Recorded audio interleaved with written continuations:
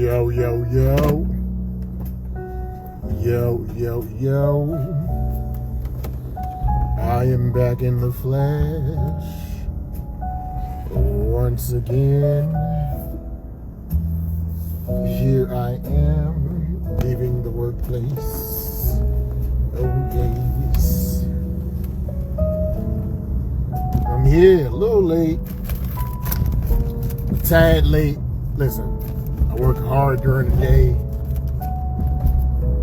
Just trying to deliver these tanks to these various cities.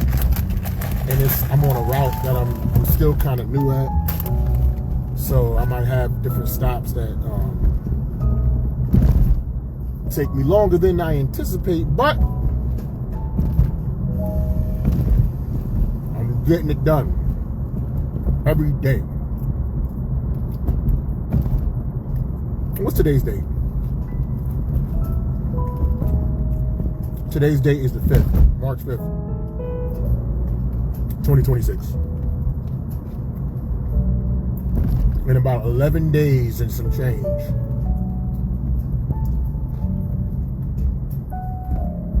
I will be 47.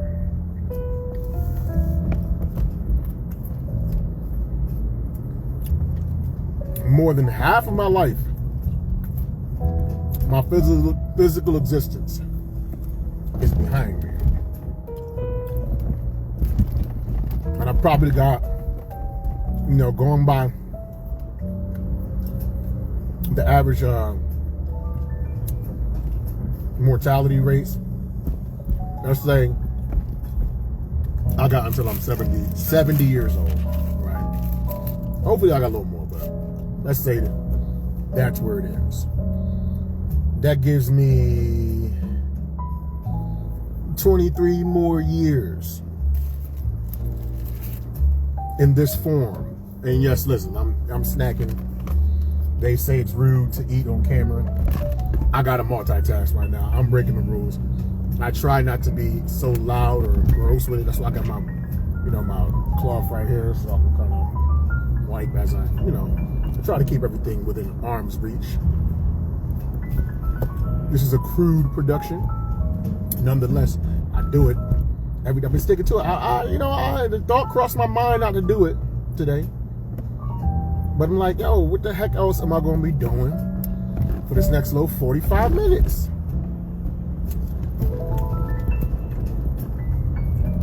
I'm going to be on the road. I'm going to be going through traffic. If I was not doing this, creating my own content, I would be listening to Andrew Wilson debate with somebody, or I would be watching Tommy Sotomayor, or I'll be watching The Angry Man, you know what I'm saying? Or I'll be watching the homie Mr. Fantastic. I'll be watching Joe Rogan, or I will be watching some live stand-up comedy, some comedy specials, whether it's Doug Stanhope, David Tell, or Ralphie May, or who I watched recently, Artie Lang, or Ali Sadiq. You know what I mean? Something of that nature. What I'm saying is, I will be consuming. And consuming is cool,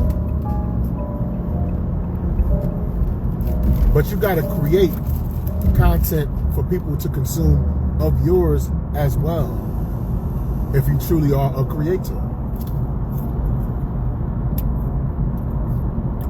And so, every day I got to commute home, I'm going to fire this up for y'all. Even if it's for 20 minutes, even if nobody popped in, even if I didn't tell a single solitary joke and I just wanted to get some stuff off my chest. Because I ain't gonna lie, today I didn't write anything new, I have Facebook statuses here and there, but nothing that really triggered me to the point where a joke popped in my head. I work off of inspiration, and they say some of the vets, they say it's not good to work just off of inspiration. They say even if you don't feel like writing a joke, force yourself to write it. Just write it regardless. And me personally, I just don't like that process. Yeah, you'll get good at just the structure of writing jokes, but it ain't gonna have no soul. It ain't gonna have no passion, because you're literally just trying to force the issue. And I think if you really think funny stuff will be popping in your head all the time. And me, I got so much material. I backlogged so much content as far as in my notebooks. I could literally not write a new joke for the next 2 years. And I got so much content and so much backlog material, I don't have to. So I think I have the right some days to not write. Because I got so much stuff that I haven't tried on stage yet that's in my notes. Now, in that instance, when I have quote unquote writer's block, it's not even that I have writer's block, it's just nothing really struck a chord with me in terms of humor today that I can recall. But I don't believe in writer's block.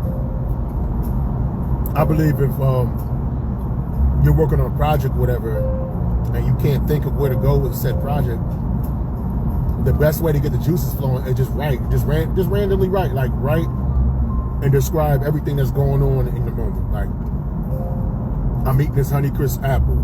I'm holding the steering wheel with my left hand. I got my right hand on the shifter.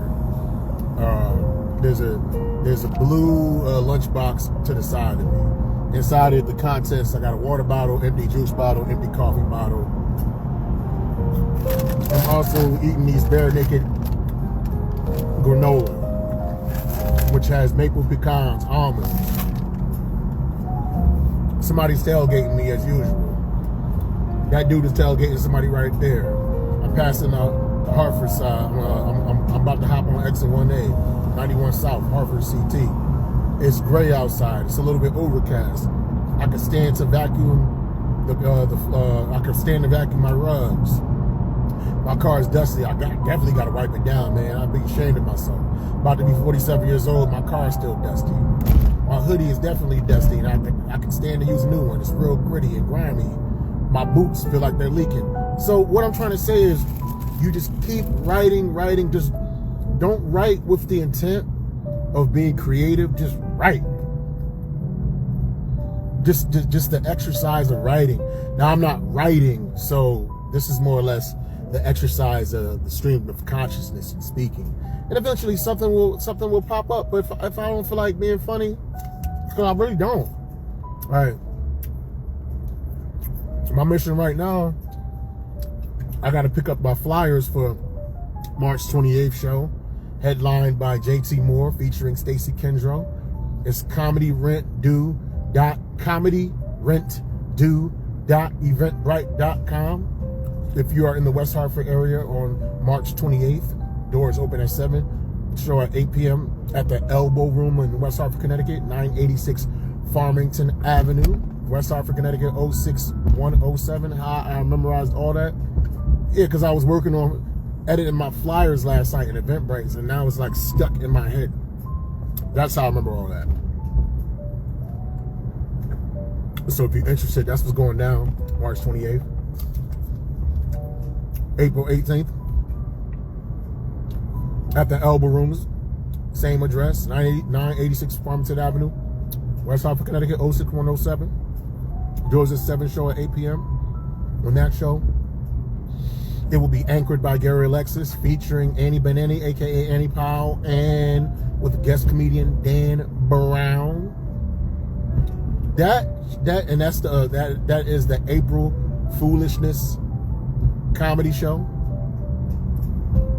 I think the link to that one is aprilfoolishness.eventbrite.com. if you want tickets to that show for April 18th. Now, those are shows that I am producing. A flyer that came out that I'm on, I'll be featuring at the Funny Bone, April the 23rd. That's going to be on a Thursday. That's Gerald Kelly, his 30th year anniversary. He asked me to be on it. I feel very, very privileged and honored.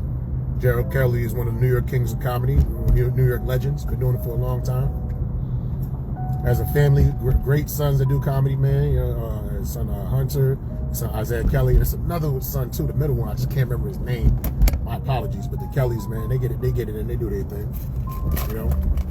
So I got that going down, and I have some other stuff in the pipe too. But I don't really want to push those other shows that I'm on until the flyer is done. You know, you make the deal or whatever, but to me, it ain't really official till you see that flyer. You know, that's like I should be doing contracts in this stage of my career, but you know what I mean. You know, it is what it is.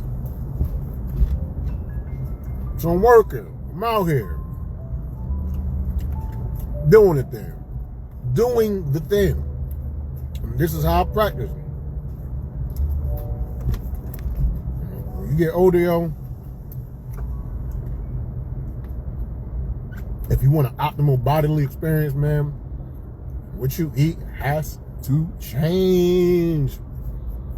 I haven't done processed cookies in like over a month, man. That's over. That processed cookie, I still do. Where the cops at? Every time I get on this road, there's always some like service vehicle, man, coming down the road. Damn. Ambulance. Somebody always crashing, doing something dumb. Just take your time, man. You don't always gotta rush. Take your time. We all stuck in the same situation.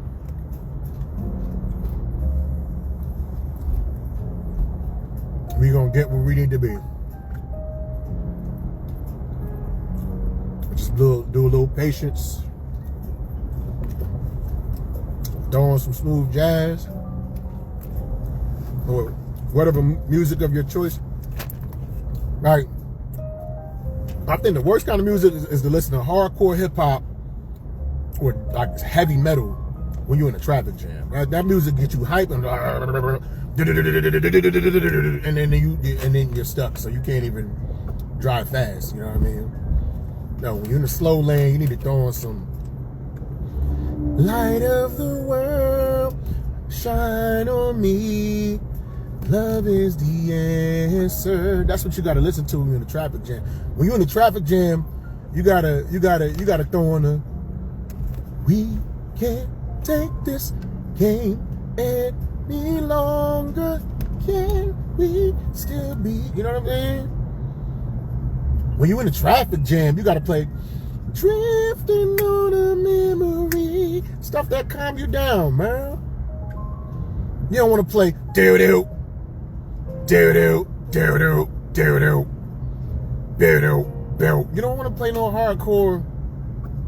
You know what I mean? I can't think of no heavy metal songs right now, man.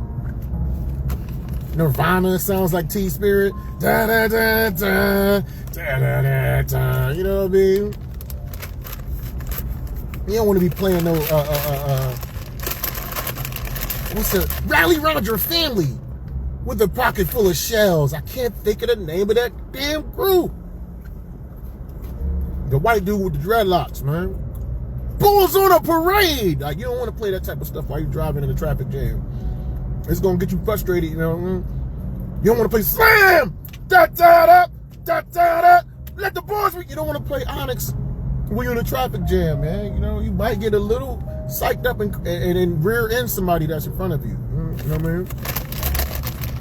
You don't want to play "A Bomb Atomically," Socrates' philosophies and my hypotheses can't describe how we drop in these philosophies. Lyrically, you don't want to play the Wu-Tang while your car ain't moving, man. That's gonna get you frustrated, man. When you're in a traffic jam, you want to play the Paul Davis. It's gonna be a cool Just let me hold you by the firelight. If it don't feel right, you can go. You know what I'm saying? When your car ain't moving, man, when your car ain't budging, you don't want to play, do you have a time to listen to? Sometimes I give myself the creeps. Sometimes my mind plays tricks on me. It all keeps adding up. I think I'm going up. Am I just paranoid? Or am I down? That's Green Day. You don't play no Green Day while the traffic ain't moving, man. When the traffic ain't moving, you want to play. We've only just begun to believe. White lace with promises. And guess what I'm doing? Oh, we've only, you know what I mean? You want to play the Carpenters, man. You could probably play some Biggie, though. To all the ladies in the place, what styles and grace allow me to wait, yeah.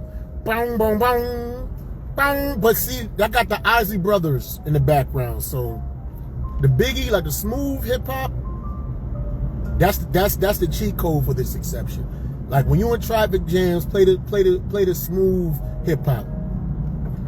Relax yourself, girl, peace and clean. Relax yourself. You know that electric relaxation, Tribe Called Quest, man. You see, I got the jazz playing in the background. I would love for this traffic to open up, and I could just step on the gas and get to the crib. Yeah, I'm being very disrespectful in this podcast. I would love for this to open wide up so I can get where I need to be. It ain't happening right now, so it is what it is, man. Feeling time right now, man. So I'm gonna get them flyers up as quickly. I accomplished a lot in the last few days. Like I finished up my taxes. That took me weeks because I filed for 2 different states. I make money in Connecticut and Mass. This is the first time I made money in Mass, and then I'll be doing my taxes for my comedy too, and all that. So I'm getting all my receipts and all my paperwork, and I'm gonna be a lot more vigilant when I produce my shows, just marking down all the expenses. Whenever I go out of town, if I pay for hotels or whatever, just tracking everything. Because it can all be written off at the end of the year. Put you on, you shelling out all your money towards a business, government will take notice. Give you tax breaks. Hell yeah. And one thing, they definitely didn't put no tax on tips on overtime. So I saw a difference in my what bracket I was in because of that. That definitely maybe get a better return. Absolutely. Because that's one good thing people can say Donald Trump did, but people don't want to give no credit. People never want to give somebody they hate credit for anything. They can't do nothing right. Donald Trump died right now. They still know he ain't died right. He ain't died good enough.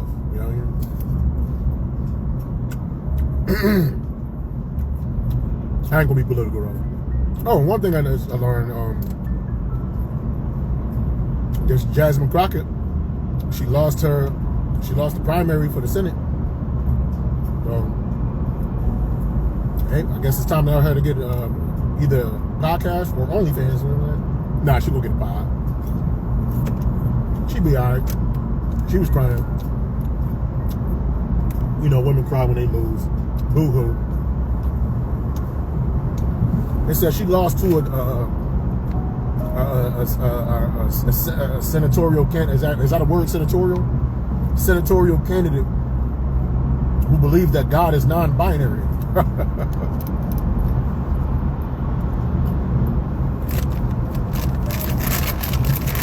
They rather have somebody that blasphemes the Bible than have a black woman in office. After a while, majority of my people in America, they white. They get tired of that ghetto stuff, man. Nothing all ghetto. Oh my God.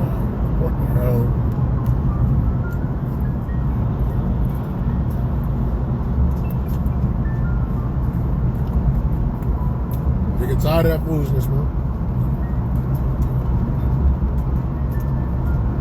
Iran, missiles bombing people, Human beings always fighting each other. Ain't nothing new. We all gonna expire someday. I would imagine that most people don't want to die from a missile, a machine gun fire.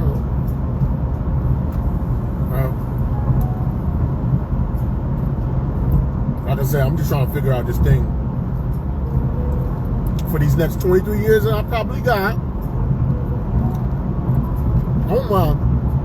I'll be 50 in 3 years. I want my 50s. My goal is to make my 50s be my best decade of life. I'm talking about making the most money I've ever made, traveling, enjoying my lady.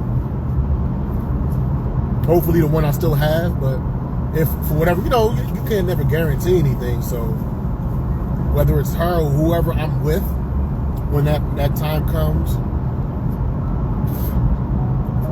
from 50 to 60, we just enjoy this experience as much as possible. I don't got no kids though, so I gotta have a side baby. I already told my girl that, because she don't want to have no kids. I said, that's cool, I don't need you to have kids. I'm gonna just have a side baby. Denzel in Fences had a side baby, and Viola Davis treated that side baby like it was her daughter. So if Viola could do it, my girl could do it. But one detail I missed in the movie Fences when I watched it again, I kind of briefly watched it the first time, so I thought Viola Davis accepted the side baby and was still like submitting herself to Denzel, but she's like, no. She said, I don't want to see a child without a mother, but if I'm going to be her mother, you're not going to be my woman. I didn't peep that the first time I saw it, so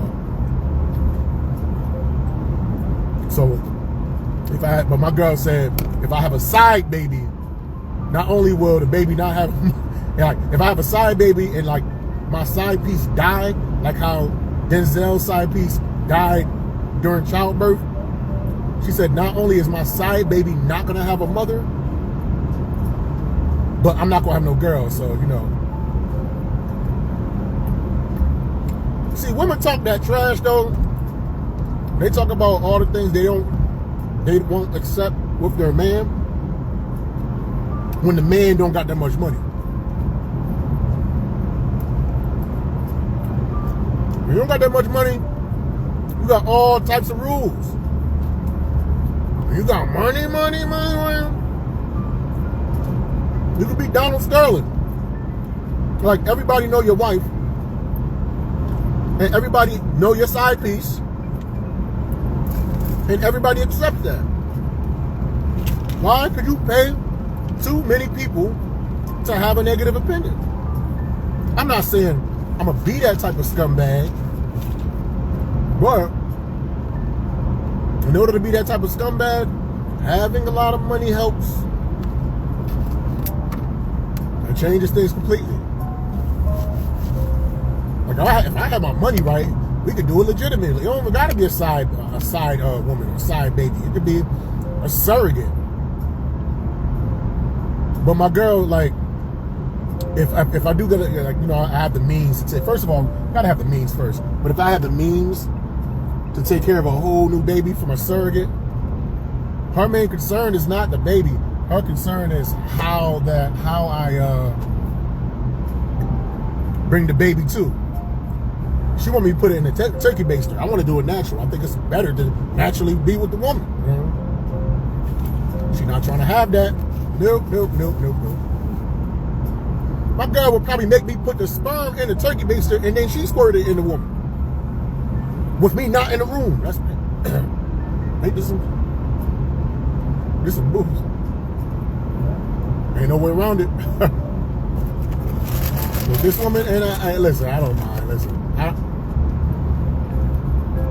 I've had my fun. I'm about to be 47. My lust has been beyond soiled and worked out for years and years and years. I'm enjoying monogamy. I'm enjoying being with one person. No, nobody's, even I'm looking straight, nobody's holding a gun to my head right now. I'm gonna clip this part right here. Show my girl how much I love her. I see people hopping in. What up, Gary or Marlene? Ain't that many people coming through.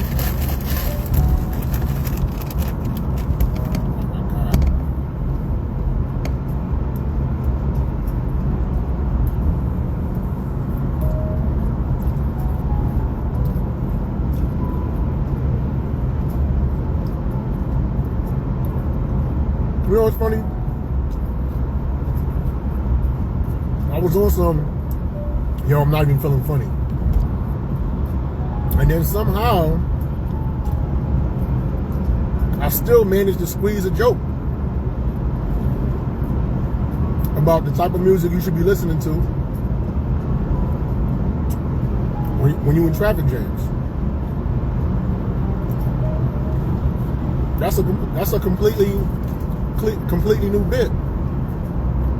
The side baby joint, that's more of that's just a rant. I don't know. I don't be want to embarrass my girl a lot on stage, so sometimes I try to stay away from jokes that target her too much with the sexual stuff. You know, I definitely see myself becoming more of a cleaner comedian. Not clean, just cleaner. And I feel like I got the ability to be funny without all the taboo stuff, and I can still have the passion, you know, like oh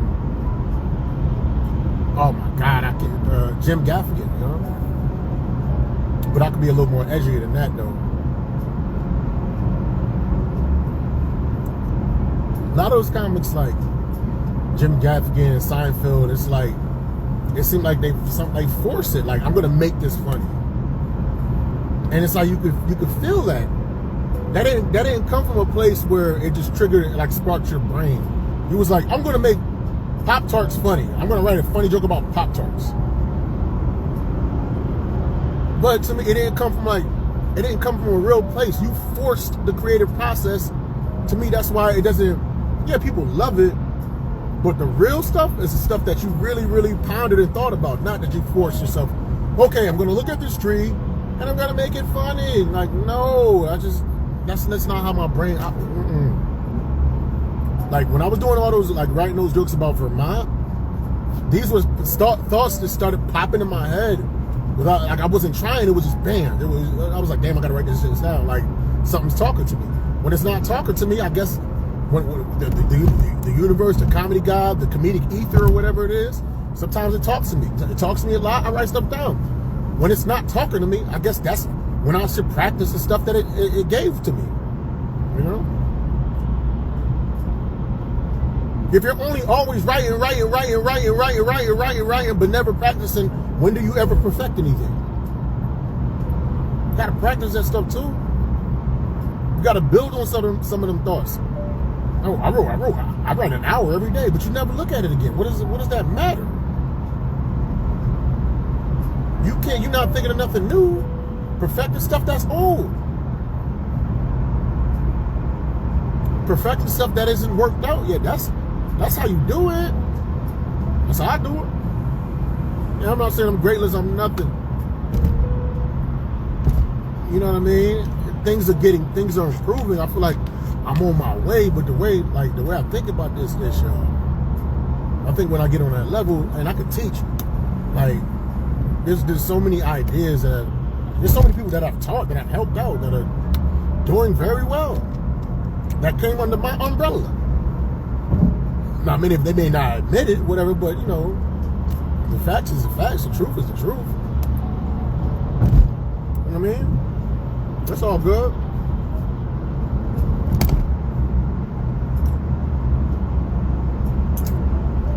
Mo Green. for the growth and development of this game.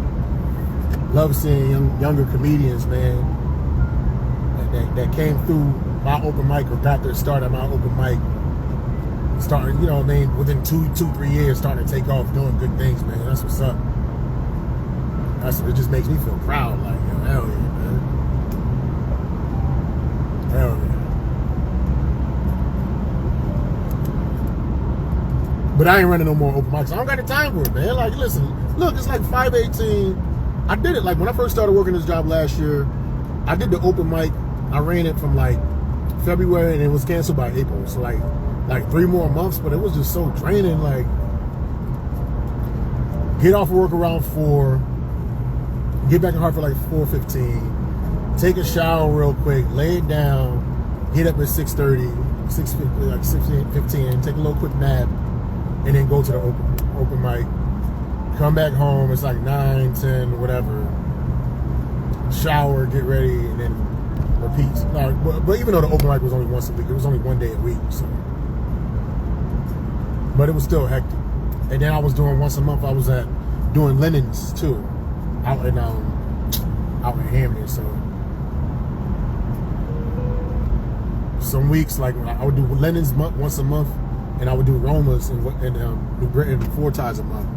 But that one time when, like, the Romas and the linens fell on the same week, those weeks was rough. Got through it though. Got through it. I've basically been hosting open mics. Listen, I'm hosting one right now for 5 years. I started in like December of 2021, and if I keep doing this, going by the end of the year, it'll be 5 years.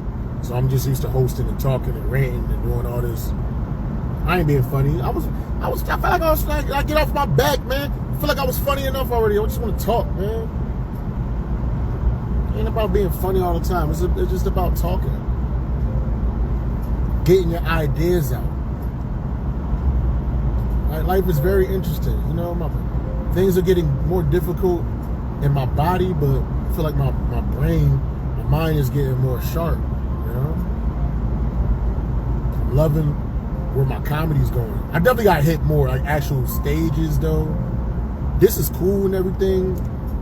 Talking, getting things out, stream of consciousness. This is fine, but gotta hit that stage, baby. I want to try to get a guest spot tomorrow somewhere, man.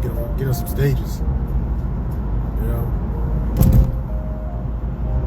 see if any of these ideas I've been working on like this, to see how they translate in real life. And then, like, my pancake joke, my Vermont joke on Valentine's Day, I was only working it out like this. It actually did pretty good. It actually did pretty good Valentine's Day. Did I? You know? No complaints. How long I've been going? I think I've been going for about 40 minutes. I see people popped in. People popped in. People pop out. That's cool. The conversation has run its course. Lucky number 13. Got through it. You know what I'm saying? And I will holler at y'all tomorrow. I want to say I'm going to try my best to do it by 4:30.